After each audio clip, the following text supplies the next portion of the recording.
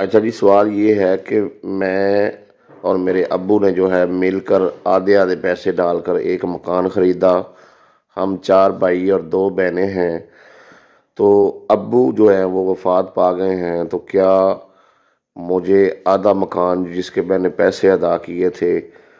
وہ آدھا حصہ مجھے ملے گا، اور اس کے بعد جو آدھا بچ جاتا ہے اس سے برابر کا حصہ جو بھائیوں کا بنتا ہے وہ بھی مجھے ملے گا؟ اچھا بھائی، بات یہ ہے کہ جب آپ کسی کو کوئی چیز دیں تو اسے بتا دیں کہ آپ کس مقصد سے دے رہے ہیں۔ ٹھیک ہے جی، یہ حدیث ہے، نبی پاک صلی اللہ علیہ وآلہ وسلم نے فرمایا کہ جب تم کسی کو کوئی چیز عطا کرو تو اسے بتا دو کہ کس مقصد کے لیے دے رہے ہو۔ ابو کو اگر آپ پیسے دیتے ہیں، اگر آپ نے ان کو ویسے بطور گفٹ دیے، ٹھیک ہے جی، یا اس نیت سے دیے کہ میرے والد ہیں تو انہوں نے مجھے پالا پوسا ہے، میری پرورش کی ہے، تو بس ان کو دے دیتا ہوں، یہ جیسے چاہیں ان پیسوں کو استعمال کریں، اپنے استعمال میں لائیں، یا اپنے جو میرے دیگر بہن بھائی ہیں یا والدہ ہیں ان پر خرچ کریں، تو پھر تو آپ کا کوئی حق نہیں ہے۔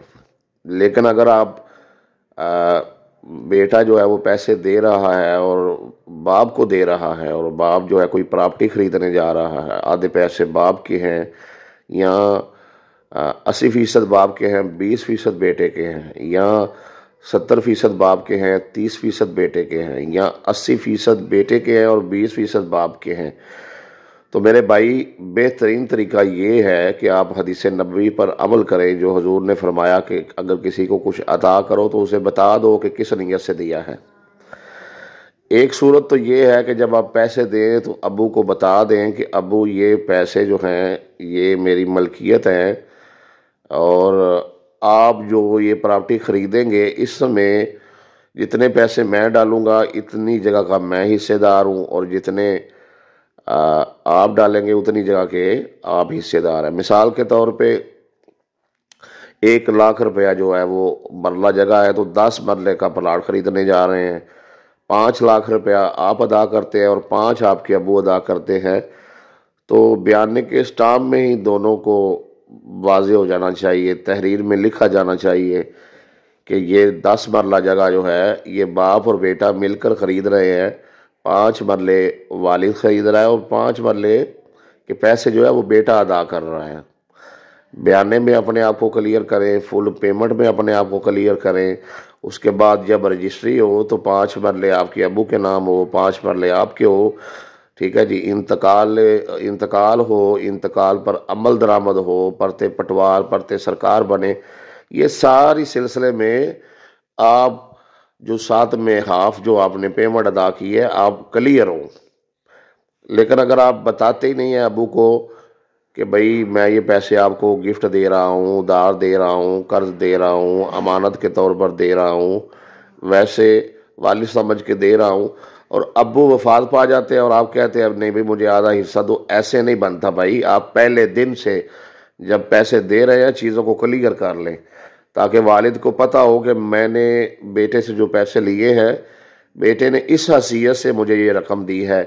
کہ میں بیٹے کو نصف جو پراپرٹی ہے، جتنے پیسے یہ ادا کر رہا ہے اتنی پراپرٹی جو ہے اس کے نام کروں۔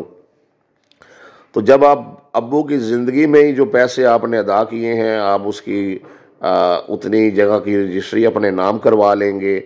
اور اگر آپ ملک سے باہر ہیں تو آن لائن ٹرانزیکشن کا سارا پروف آپ اپنے پاس رکھ لیں گے، تو پھر وہ آدھی پراپرٹی یا وہ 20% یا 30% پراپرٹی جس کے پیسے آپ نے ادا کیے ہوئے ہیں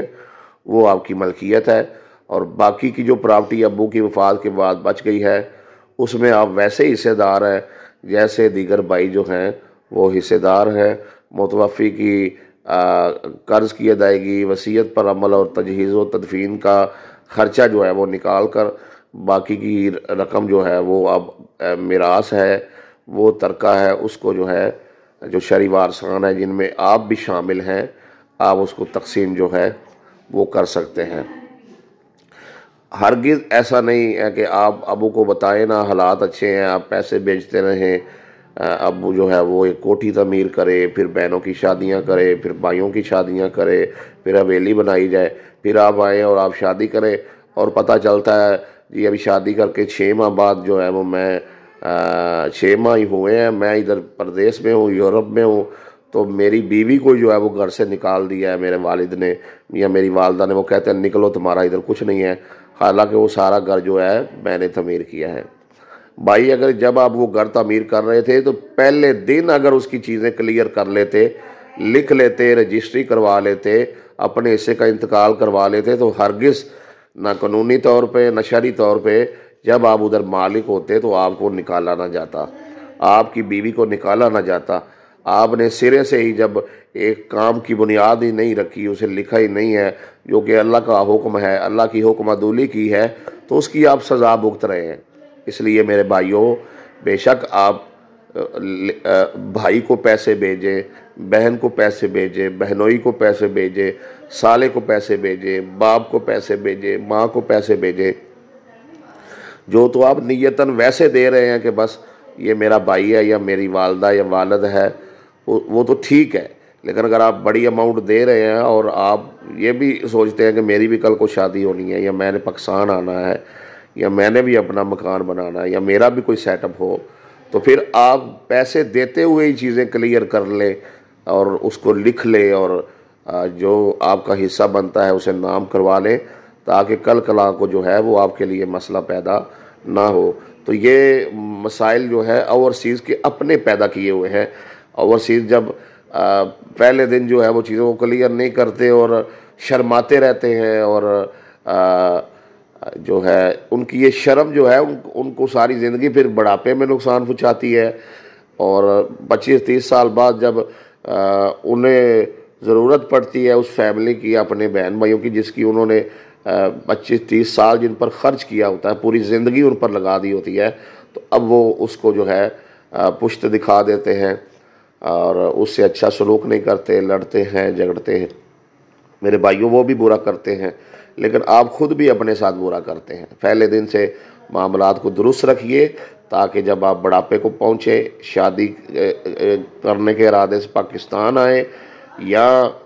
پاکستان میں آ کر رہنا چاہیں اور کہیں مکان میں میرا بھی حصہ ہے، اس طرح کی بھی مجھے واقعات سننے کو ملے ہیں، میں آگے بیان کروں گا۔ چھوٹا سا ایک کر دیتا ہوں کہ ایک شخص نے بتایا اسے 40 سال پردیس میں ہو گئے ہیں، اس نے گھر بنایا، بہن بھائیوں کی شادیاں کی، 2 بہنیں اور ایک بھائی جو ہے وہ یورپ میں بلائے، ان کو سیٹل کیا۔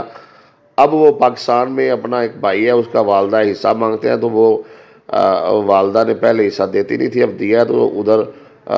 کام میرا بند کروا دیا ہے، حالانکہ میری وہ جدی جگہ ہے، وراثتی جگہ ہے، مجھے ابو کی طرف سے آئی ہے، سگی ماں نہیں دے رہی، ٹھیک ہے نا جی۔ تو اگر کہتا ہے میں 40 سال سے ماں کی بھی خدمت کر رہا ہوں، بہن بھائیوں کو بھی سب کو سنبھالا، گھر کے حالات بدلے ہیں، بہت برے حالات تھے، تو بھائی بات یہ ہے کہ پہلے دن سے چیزوں کو کلیئر رکھے تاکہ ایسے حالات جو ہیں وہ پیدا نہ ہوں۔